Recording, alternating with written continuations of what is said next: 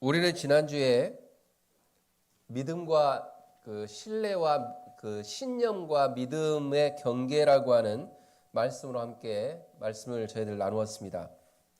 과연 나의 믿음이 하나님께로부터 온 것인가? 아니면 나의 욕망이라는 가면 속에 하나님을 가두어 놓고 내가 옳다고 느끼는 것을 끝까지 밀어붙이고 그것을 믿음으로 포장하면서 살아가는 그런 오류 가운데 범하지 않았는가에 대한 부분들을 살펴보았습니다. 이제 오늘은 믿음과 신뢰의 경계라고 하는 그런 제목으로 조금 더 한 발 더 이렇게 나아갔으면 좋겠습니다. 그래서 지난주에는 내가 가지고 있는 믿음이 정말 믿음을 가장한 신뢰였는가에 대한 부분을 우리가 점검을 해봤습니다. 그렇다면 그렇지 않는 믿음, 정말 하나님께서 원하시는 방향으로 하나님이 원하시는 삶을 살아가는 그러한 믿음을 소유해야 된다라고 했을 때, 그렇다면 우리가 가지고 있는 게 진짜 믿음인지 아니면 그게 조금 더 한 발 더 나아가는 좀 더 성장된 믿음인지에 대한 부분에 대해서 한번 살펴보기를 원하는 것입니다. 혹시 우리 스스로에게요, 이런 질문을 가끔 해보시는 분들이 계실 거예요. 이번만큼은 절대 흔들리지 않는다.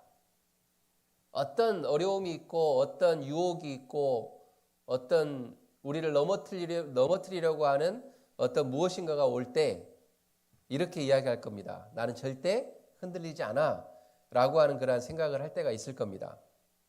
이렇게 굳게 다짐했던 우리가 막상 예상치 못한 상황에 우리가 접하게 되면 속절없이 무너져 내리는 그러한 경험들, 그러한 것들이 가끔 아마 있었을 겁니다.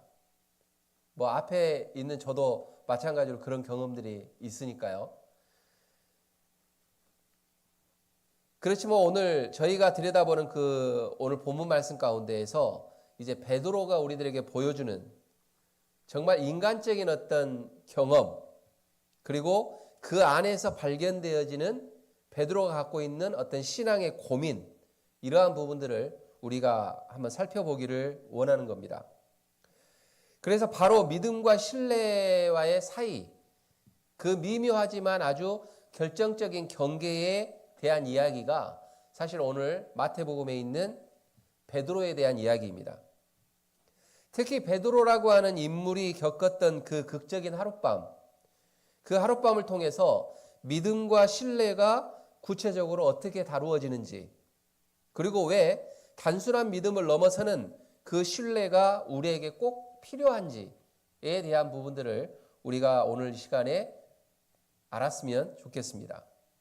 그리고 때로는 그 뼈아픈 실패의 경험들, 우리에게 있는 그 아픔들, 그러한 것들이 있는데 그게 어떻게 더 깊은 관계로 또 성숙으로 이루어질 것인지, 그래서 그 핵심을 좀 더 우리가 파악하는 그러한 시간이 되었으면 좋겠습니다. 그렇다면 이 시간에 이제 베드로의 그 긴 밤속으로 이제 우리가 한번 들어가겠습니다.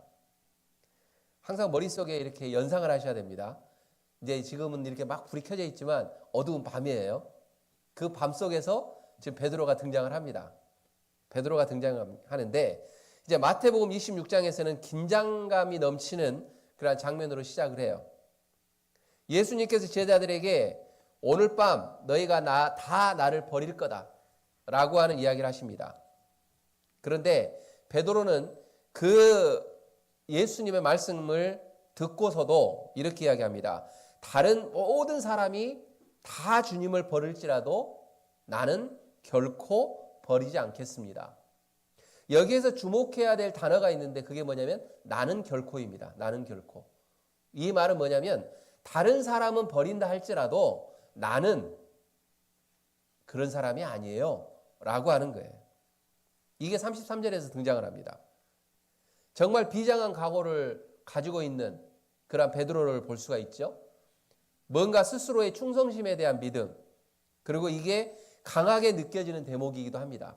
나는 결코, 다른 사람은 어쩔지 모르지만 예수님, 나는 결코 주님 버리지 않을 거예요 라고 하는 이야기입니다. 예수님은 그의 열정적인 고백에 약간 또 찬물을 끼얹죠. 어떤 예언을 합니까? 34절에 보면 내가 진실로 내게 말한다. 오늘 밤 닭 울기 전에 네가 3번 나를 모른다고 부인할 것이다 라고 하는 예언을 합니다. 그런데 베드로는 여기에서 물러서지 않습니다. 오히려 더 강하게 외치죠. 35절 말씀에 주님과 함께 죽는 한이 있어도 절대로 주님을 모른다고 하지 않겠습니다. 또 여기에서 단어가 나옵니다. 절대로라고 하는 단어가 나옵니다. 절대로. 베드로가 가졌던 믿음은 실제 위기 앞에서 필요한 신뢰 사이에 이미 간극이 벌어지고 있는 그러한 모습을 보여주고 있습니다. 그의 열정은 정말 뜨거웠습니다. 그렇지만 그 기반이 어디에 중심을 두고 있는 열정이었느냐라고 하는 게 중요한 건데 그게 과연 자기 자신이었는지 아니면 주님께 두는 열정이었는지는 모르겠어요. 왜냐하면 제가 주목하라고 하는 단어 기억하시죠? 나는 결코. 그리고 그 다음에 뭐라고요? 절대로. 다른 사람은 몰라요. 그런데 나는 결코 주님 배반하지 않을 겁니다. 절대로 주님을 배반하지 않겠습니다. 라고 이야기를 하고 있다라는 거죠. 우리는 교회에서 신앙생활을 할 때에 열정의 온도만을 재는 경우들이 종종 있습니다. 다시 말하면 우리가 열심히 하는 것, 하나님 앞에 예물을 드리는 것, 그리고 봉사하는 것, 여러 가지들, 뭐 선교하는 것, 그러면서 그 모든 것들이 하나님 앞에 내가 온전하게 드려졌다라고 하는 열정에 대한 부분들만 우리는 계산을 합니다. 그렇지만 중요한 것은 주님은 우리를 그 열정으로만 보는 것이 아니라 믿음의 토대 위에 우리가 어떻게 서 있느냐를 주님은 계속해서 우리를 본다라고 하는 사실을 기억하셔야 합니다. 그래서 주님은 베드로의 자신만만했던 나는 결코를 그대로 내버려 두지 않으셨습니다. 그리고 닭 울음이라고 하는 은혜의 알람을 보내줍니다. 여기서 닭 울음은 뭐라고요? 은혜의 알람. 한번 따라서 해볼까요? 닭 울음은 은혜의 알람이다. 누구에게 대한 은혜의 알람입니까? 오늘 성경에 보면 베드로에게 주는 알람이에요. 닭이 울면 내가 너에게 예언했던 것처럼 나를 부인할 거야 라고 하는 그런 부분이죠. 근데 그 은혜의 알람은 네가 3번 나를 부인한 후에 깨우칠 것이다 라고 하는 이야기예요. 그래서 닭 알람을 이제 은혜의 알람을 예비해 두셨는데 하나님께서는 예수님께서는 베드로에게 뭐를 요구한 거냐면 실패가 끝이 되지 않도록 그리고 무너짐이 시작이 되어서 결국은 그 쓰러짐이 나의 인생에서의 밤이 아니라 새벽이 될 수 있도록 은혜의 알람을 허락해 주셨다라는 겁니다. 그리고 그날 밤에 안타깝게도 이제 예수님의 예언은 그대로 현실이 되죠.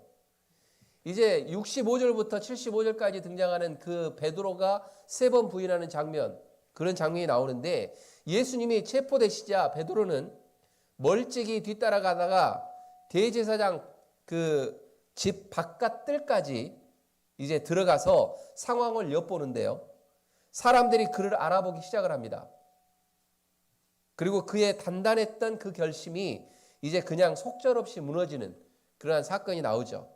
그래서 처음에는 한 여종 앞에 슬쩍 발뺌하듯이 이야기합니다. 나는 네가 무슨 말을 하는지 모르겠다. 70절에서 등장을 합니다. 거기서 그치지 않고요. 부인의 강도가 점점 이제 세집니다. 다른 여종이 또 그를 가리키니까 이번에는 아예 맹세합니다. 뭐라고 하냐면 나는 그 사람을 알지 못한다 라고 맹세를 해요. 72절에. 그리고 마지막엔 주변 사람들이 이제 당신도 그들과 한패죠 라고 이야기하니까 그렇게 몰아세우니까 베드로는 이제는 맹세를 넘어서서 무엇까지 합니까? 저주까지 합니다. 저주까지 퍼붓으면서 외치는데 나는 그 사람을 몰라요 라고까지 이야기합니다. 나는 예수님을 몰라요. 당신들이 말하는 그 사람을 나는 모릅니다. 라고 74절에서 이야기한다는 거예요. 정말 그야말로 정말 처절한 자기 부정이 3번이나 반복이 됩니다. 처음에 나는 결코 절대로 라고 하는 그 믿음이 순식간에 무너지는 순간이었습니다. 바로 그 순간에 예수님이 어떤 알람을 주셨다고요? 은혜의 알람을. 땡땡땡이 아니라 닭소리로, 닭 울음으로 은혜의 알람을 하랍니다. 그제야 닭이 울기 전에 3번 예수님을 부인했던 베드로가 예수님 말씀이 이제 떠오릅니다. 그리고 나서 그는 밖으로 뛰쳐나간 다음에 슬피 울었다라고 이야기합니다. 통곡하였다라고 성경은 기록을 하고 있습니다. 이 장면을 우리는 그냥 단순하게 베드로의 어떤 개인적인 어떤 인간의 연약함, 어떤 실패로 보아서는 안 됩니다. 이전에 베드로가 어떤 인물이었습니까? 주는 그리스도시요 살아계신 하나님의 아들이십니다라고 정말 위대한 신앙 고백을 했던 인물이잖아요. 마태복음 16장 16절에 주는 그리스도시요 살아계신 하나님의 아들이십니다 라고 고백했던 베드로가 순식간에 어떤 위협, 생명의 위협을 느끼는 그 순간에 예수님을 3번 부인했다라고 하는 그 사실, 이게 어떻게 보면 우리들의 모습일 수도 있다라는 겁니다. 정말 그 간극이 크죠. 그전에는 예수님을 따르면서 예수님밖에 없습니다. 예수님은 하나님의 아들이십니다라고 고백했던 그 베드로가 순간 무너졌던 모습을 이제 마태복음에서는 우리들에게 이야기하고 있다라는 거예요. 근데 그가 예수님 앞에 나는 절대, 나는 결코, 그리고 절대라고 하는 그러한 단어를 쓸 때만큼은요, 그의 고백은 진실했을 겁니다. 예수님이 나를 어떻게 보고 그래? 나라는 나 베드로야. 쉽게 말하면 이거죠. 나 어디 교회 집사야. 나를 뭘로 보고 그래? 이렇게 할 수 있다라는 이야기예요. 그렇기 때문에 그의 고백은 진실했을 겁니다. 분명하게. 그런데 그에게 목숨의 위협이라고 하는 실제 상황이 앞에 놓여졌을 때 그 신뢰는 어떻게 됐어요? 산산조각 나버렸어요. 우리는 베드로의 이러한 모습을 보면서 가끔은 고개를 젓습니다. 왜 저랬을까? 그렇지만 우리도 비슷한 연약한 존재다라고 하는 것을 고백해야 합니다. 형통할 때는 주님 어디든 가겠습니다. 그렇지만 위험이 다가오면 나는 그 사람을 알지 못합니다 라고 고백할 수 있는 연약한 존재가 바로 우리라고 하는 겁니다. 어떤 이들은 사람들의 시선이 두려워서, 그리고 손해가 두려워서, 그리고 내 계획이 무너질까 두려워서 마음속으로 주님을 부인할 때도 정말 많습니다. 베드로는 믿음의 선언은 있었습니다. 그렇지만 그 예수님께 자신을 온전히 맡기는 신뢰는 좀 부족했던 것입니다. 그래서 닭 울음소리가 그의 통곡은, 그 닭 울음소리가 그의 통곡은 정말 뭔가 깊은 깨달음에서 나오는 절규였을 것입니다. 내가 의지했던, 지금까지 내가 의지했던 것, 나는 결코 라고 하는 그 단어와 절대로라고 하는 그 말을 하면서까지도 나는 예수님을 믿습니다라고 했던 그게 어떻게 보면 베드로에게 있어서는 민망했을 수도 있을 겁니다.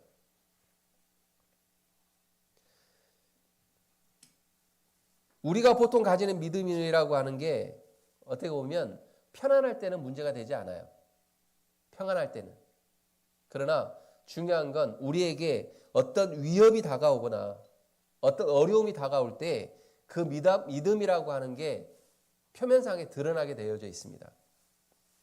오히려 어려움과 실패를 겪을 때 그 본질이 딱 드러난다라고 하는 거예요.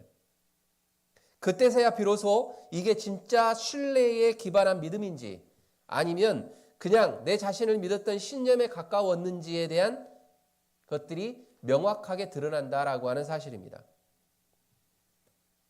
그렇다면 지난주에 우리가 이제 신념과 믿음에 대한 이야기를 나누었지만 다시 한번 신념이란 무엇이고 믿음이 무엇인가에 대해서 다시 한번 우리는 점검을 했으면 좋겠어요. 지난주에 말씀드렸던 것처럼 신념은 주로 나에게 시작해서 나로 끝나는 확신이라고 말씀을 드렸습니다. 그게 변해서 지금 우리가 믿음이다라고 이야기할 수 있다라고 하는 것을 말씀을 드렸어요. 그래서 이런 믿음을 가장한 신념은 자기 능력이나 결심을 기반으로 스스로를 세우려고 하는 자기가 설정한 어떤 성공이나 승리를 목표로 삼아가고 있는 것. 이게 신념이다라고 말씀을 드렸습니다. 그렇기 때문에 예상치 못한 위기가 닥치게 되면 언제든지 흔들릴 수 있다라고 말씀을 드렸어요. 반면에 믿음이라고 하는 것은 시작점이 내가 아니다. 시작점은 누구라고요? 시작점은 주님이시다라고 하는 거예요. 그리고 그 시작이 예수님으로 시작했다란다면 그 끝도 마찬가지로 뭘로 끝나야 된다? 예수님으로 끝나야 된다. 예수님께로 돌아가야 된다라고 하는 게 믿음이다라고 말씀을 드렸어요. 그래서 우리가 나는 할 수 있다. 나는 절대 변하지 않아 라고 하는 그런 말이 아니라 주님이 나를 지키십니다. 믿음은 절대로 주님께서 나를 붙잡아 주십니다라고 하는 그러한 것들을 가지고 가는 것이 믿음이다라고 말씀을 드렸던 겁니다. 그래서 목표점이 달라요. 신앙생활 하는 것에 있어서도 목표점이 분명히 다른 겁니다. 베드로가 예수님을 사랑하지 않은 게 아니었잖아요. 그의 고백을 우리가 그 신앙 고백, 위대한 신앙 고백을 아는 것처럼 정말 베드로는 예수님을 사랑했던 사람이에요. 그렇지만 그 사랑의 방식 아니면 그 믿음의 뿌리가 달랐던 것을 우리는 볼 수가 있었던 겁니다. 믿음의 기초는 나의 결심이 아니라 주님의 신실함에 있기 때문에 그렇습니다. 그렇기 때문에 나는 결코, 나는 반드시, 나는 절대로 라고 하는 그러한 단어 가운데에는 자기가 나오는 거예요. 내 자아가 나오는 거예요. 하나님이 중심이 아니고 내가 중심이라는 이야기예요. 그렇지만 하나님은 우리들에게 원하는 것은 그런 걸 원하는 게 아니에요. 나는 결코, 나는 절대로 라고 하는 단어보다도 하나님, 주님이 없으면 안 됩니다. 하나님이 없으면 안 됩니다. 라고 하는 그러한 신앙의 요소들이 우리 안에 잠재되어져 있어야지만이 그게 진정한 믿음이다 라고 하는 거예요. 그건 그냥 나오는 게 아니에요. 쌍방의 관계에서 나오는 거예요. 베드로는 하나님이, 예수님이 자기를 뭐라 그럴까요? 사랑한지 알았어요. 그러니까 그것만 갖고 자기는 어떻게 보면 당당했어요. 자기도 그럴 줄 알았어요. 그러나 어려움이 닥쳤을 때, 위기가 닥쳤을 때 베드로는 과감하게 자기가 살기 위해서 그거를 버렸다라고 하는 사실을. 그걸 우리는 기억을 해야 합니다. 그래서 믿음과 신뢰의 핵심적인 차이는 이겁니다. 머리로 하나님이 누구신지를 아는 것은 신념입니다. 머리로 하나님이 누구신지, 교과서적으로 하나님이 누구신지 아는 것은 의미가 없다는 이야기예요. 근데 그 믿음을 넘어서서 삶의 결정적인 순간에 하나님께 나를 온전히 맡기는 행동, 트러스트가 우리들에게는 필요하다라고 하는 말씀입니다.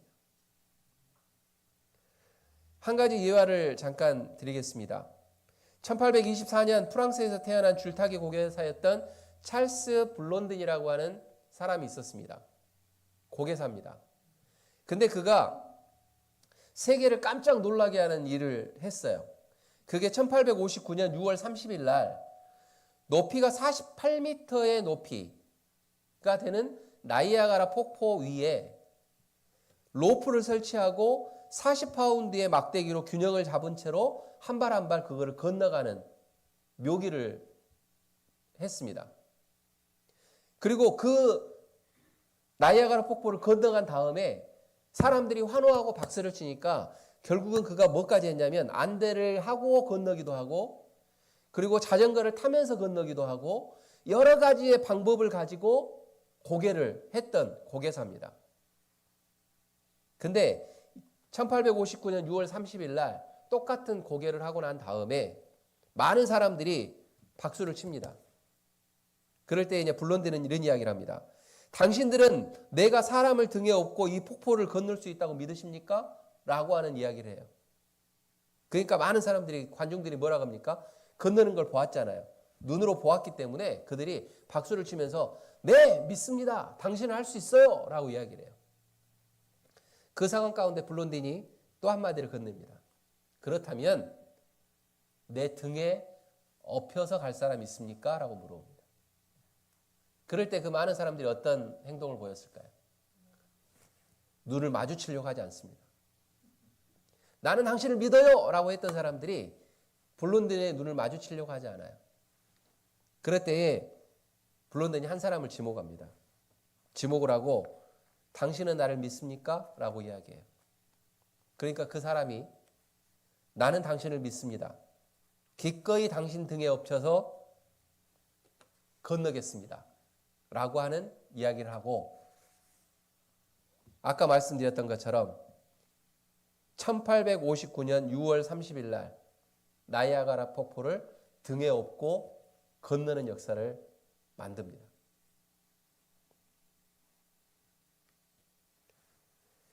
그리고 그 블론딘이라고 하는 그 고개사 등에 업혔던 사람이 누구냐라고 봤더니 해리 콜코드라고 하는 매니저였습니다.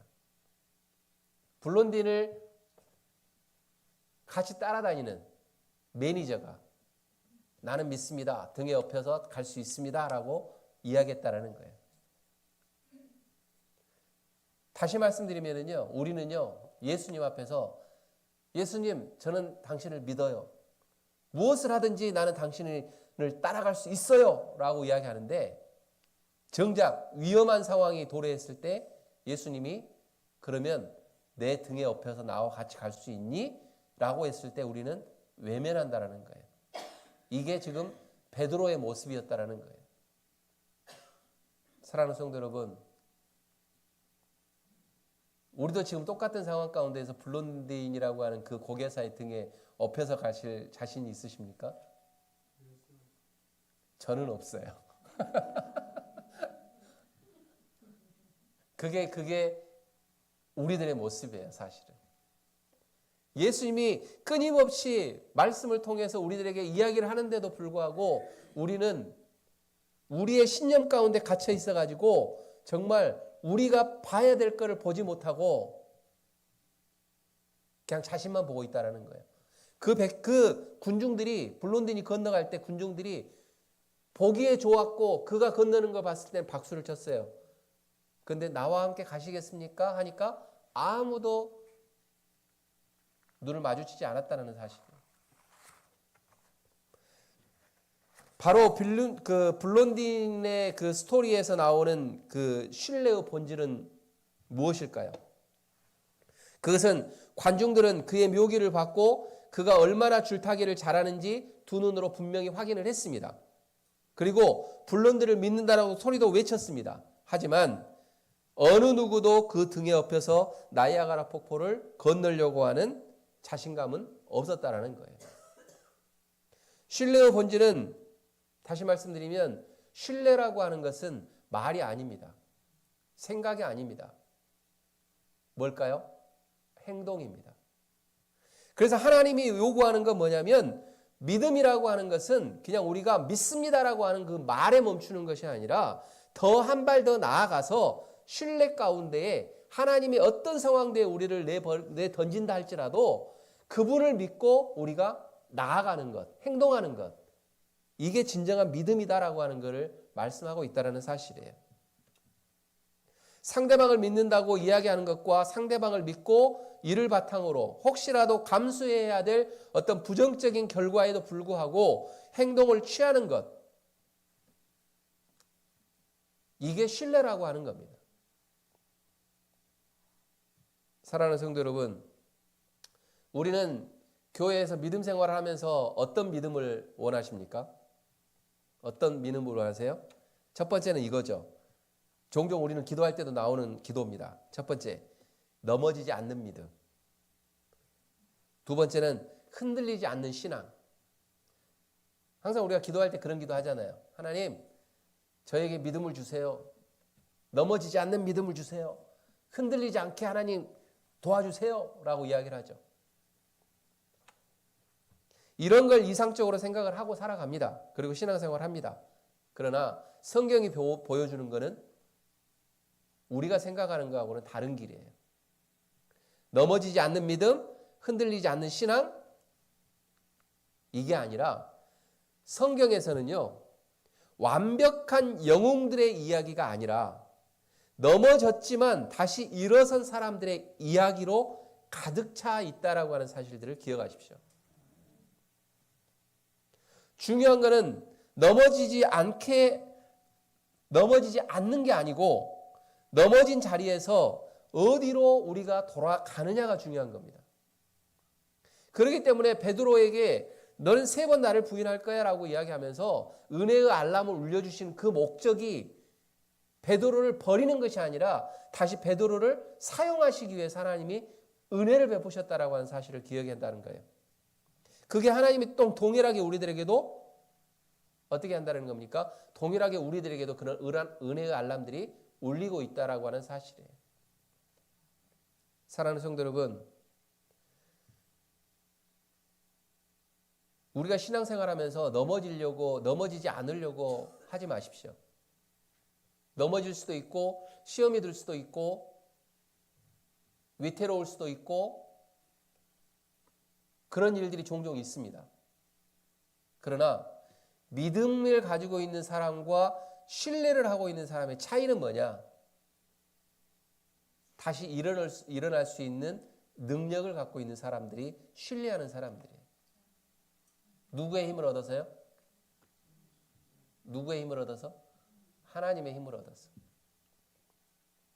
오늘 베드로에게 그러한 모습을 보여주신 거예요. 그렇다면 성경은 왜 베드로의 그 부끄러운 실패 그리고 그의 장담과 그 장담했던 것 나는 결코라고 하는 그 부분 그리고 부인했던 사건 그리고 통곡의 그 순간들을 왜 그렇게 상세하게 기록해 놓으셨을까? 안 하셔도 되잖아요. 괜히 어떤 베드로의 그 부끄러움이잖아요, 사실은. 이 부끄러움을 기록하지 않으셔도 되는데 왜 굳이 이거를 기록해 놓으셨을까? 라고 하는 부분을 생각해 보면 바로 이런 부분에 있습니다. 그의 잘못을 둘치거나 비난하려고 하는 그런 목적이 아니라 바로 그 실패와 절망의 한가운데 임했던 하나님의 시선과 은혜를 보여주기 위함입니다. 오늘 성경 말씀에 보면은요, 마태복음 26장 마지막 절에 보면 이에 베드로가 예수의 말씀에 닭 울기 전에 내가 3번 나를 부인하리라 하심이 생각나서 밖에 나가서 심히 통곡하니라 라고 이야기되어 있잖아요. 그런데 이건 누가복음에서 보면 누가복음 22장 61절 말씀에 보면 이 말씀을 어떻게 다시 해석해 놨냐면요. 여기에서는 이렇게 이야기합니다. 주께서 돌이켜 베드로를 보시니 라고 하는 말씀이 추가되어져 있습니다. 다시 말씀드리면 하나님께서는 베드로를 그냥 내버려 두신 것이 아니라 베드로가 3번 부인하고 그가 닭이 울기 전에 3번 부인했던 그 사건을 가지고 생각나서 예수님의 말씀이 생각나서 통곡하고 울었던 그 모습을 예수님이 눈으로 어떻게 하고 계시다고요? 보고 계시었다라는 사실이에요. 다시 말씀드리면 실패를 통과한 믿음이 어떻게 세워지는지 새롭게 세워지는지 우리의 연약함보다 훨씬 더 큰 하나님 그 하나님의 신실하심을 보여주고자 하시는 하나님의 마음이 담겨져 있다라고 하는 사실입니다. 사랑하는 성도 여러분, 우리의 삶에서 겪게 되는 실패의 기록이 오히려 은혜의 통로가 되시기를 주님의 이름으로 축원드립니다. 그래서 실패를 감추거나 외면하는 대신에 그것을 정직하게 인정하고 은혜의 빛 앞에서 하나님 앞에 회개할 수 있는 우리들의 모습, 이게 하나님이 원하시는 모습이다라는 사실이에요. 그래서 베드로가 다시 회복되어져서 초대교회의 그 반석 같은 지도자가 될 수 있었던 겁니다. 그리고 그의 결심이 강해져서가 아니라 예수님께서 그를 포기하지 않으시고 여전히 신뢰하셨기 때문에 베드로를 세우셨다라고 하는 사실이에요.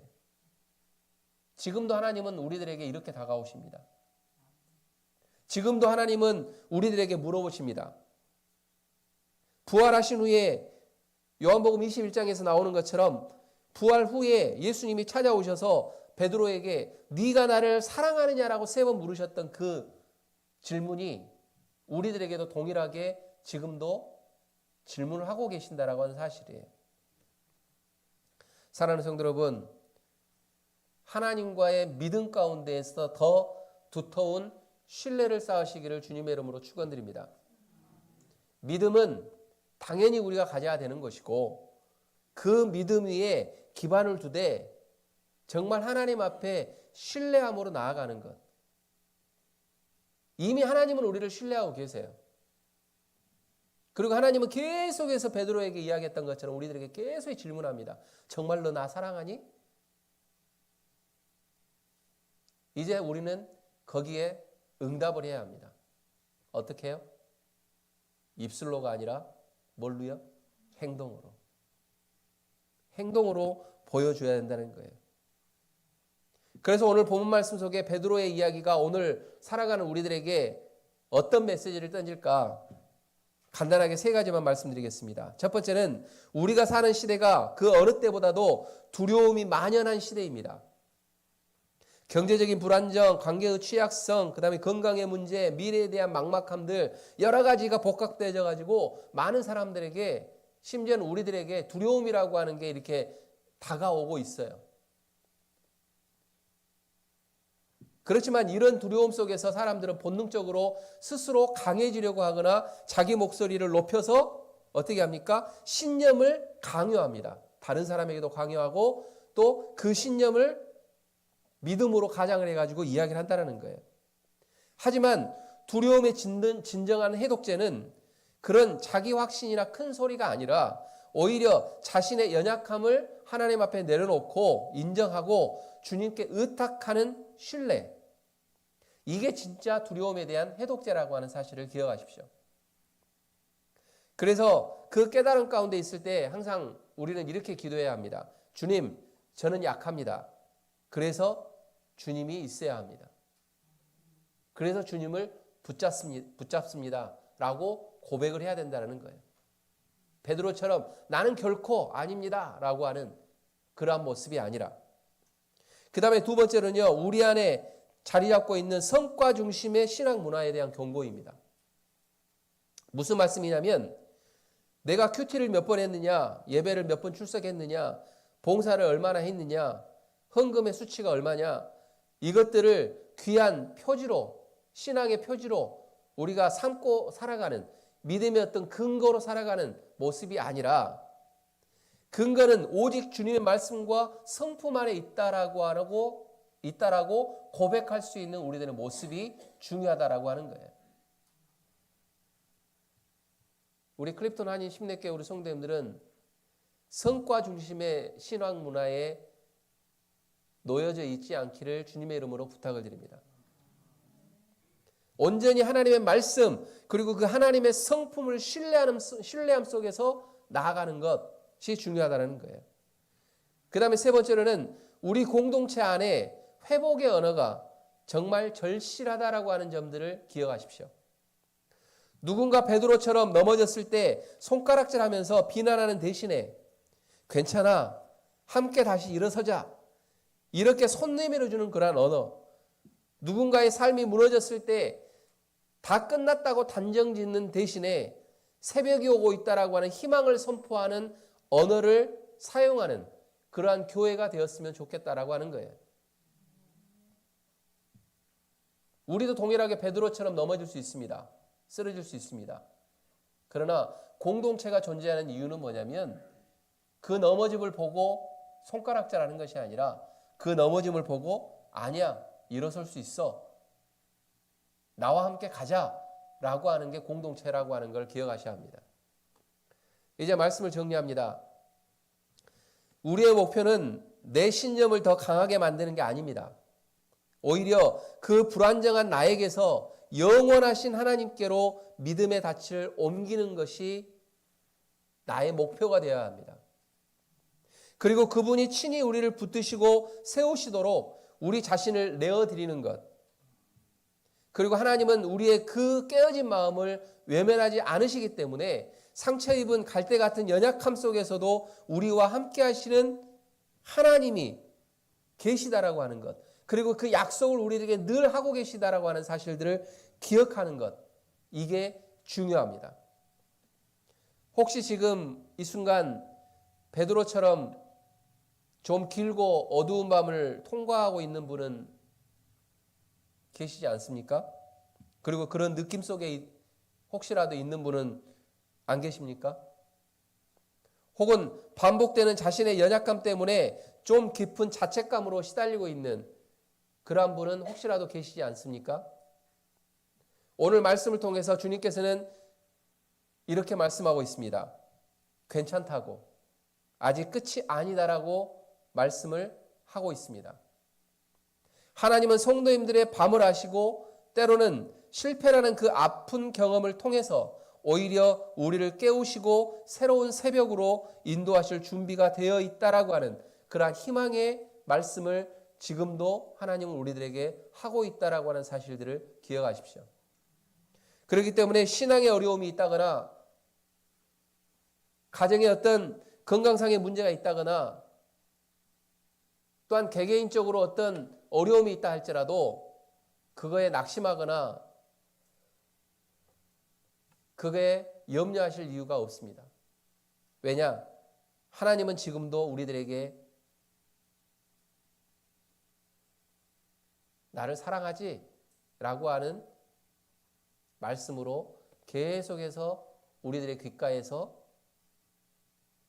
말씀하고 있기 때문에 그렇습니다. 사랑하는 성도 여러분, 오늘 이 말씀 앞에서 우리의 확신을 잠시 내려놓고 주님 앞에 이렇게 고백했으면 좋겠습니다. 주님, 제 신념의 성을 허무시고 주의 말씀 위에 믿음의 집을 지어주십시오. 그리고 닭 울음이 부끄러움의 종소리가 아니기를 바랍니다. 은혜의 종소리로 그 닭 울음이 들리게 해주십시오. 그리고 실패로 끝나지 않게 하시고 주님 안에서 다시 일어서게 해주십시오. 라고 하는 그러한 고백들이 우리 성도님들의 삶 가운데 있으시기를 주님의 이름으로 축원드립니다. 바로 이 고백이 우리의 삶의 새벽을 여는 것입니다. 이 고백이 우리의 삶의 방향을 바꾸는 겁니다.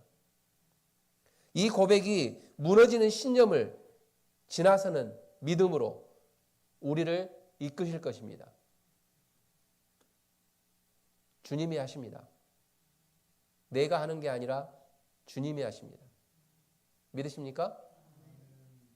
우리 사랑하는 성도님들은 그 하나님을 끝까지 신뢰하시고 나아가시기를 부탁을 드립니다.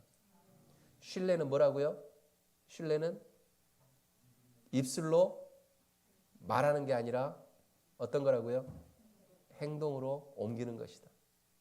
기도하겠습니다.